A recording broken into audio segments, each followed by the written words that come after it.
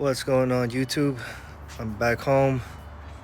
I just came back from the Stockton junkyard at Pick and Pool. And so, yeah, I drove her all the way down there and back. And the reason for that is because last night I went and, if you guys notice, I power washed the whole engine bay. And so it's a lot cleaner now. But after I power washed it, water basically sat in this little groove right here on the valve cover, and I think water got into the spark plugs. So when I was driving her last night, she had a check engine light that came on, which was the P0301.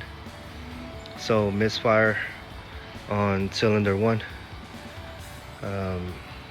It scared me for a little bit, but I was like, wait a minute, I know I just power washed it, and so something probably just got tripped up.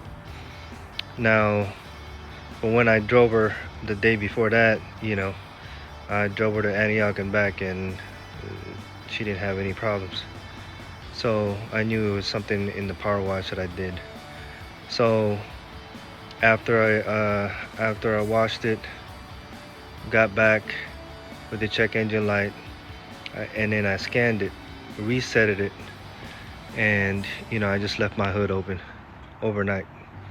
So today when I took her to Stockton, I had my scanner plugged in, and it reset all the sensors, like the O2, the CAT, EGR, I think, and everything reset. Everything is green.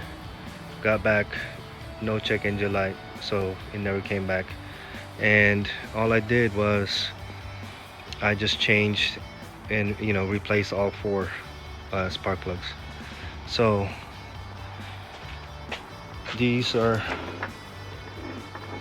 how the old spark plugs looked. Okay, and what I did too was I checked the gap on them, and they were 1.6 millimeter, which I think is a little too gapped, or too much gap. So I went and checked the gap on the new ones, and the new ones were 1.0 or 1.1, close to that, 1.1, 1.0, which is also the spark plug gap that's on here, if you guys see that, right? So 1.0 to 1.1 millimeter. So I put the new spark plugs last night, and so I tested it today, and I didn't get any check engine light, so everything is good. Now I know some people have gotten codes that are similar to a misfire in the cylinder, and I would do the simple things first. I know people want to do like a compression test first, just to make sure the cylinder has the same or equivalent compression PSI as the rest.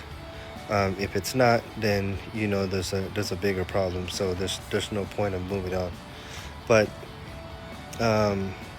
if the car runs fine, and it ran just fine the other day, so it would be just something simple. So I would just check the spark plugs, the wires, cap, and rotor.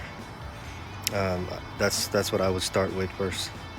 So I'm pretty happy that it was just a spark plug, and now she's back to being good. But yeah, so that's all I wanted to mention on this video. Um, hopefully it is something easy fix if you guys have the same code. Uh, it was I'll post up a picture of my scanner I took last night. But all right, guys, later.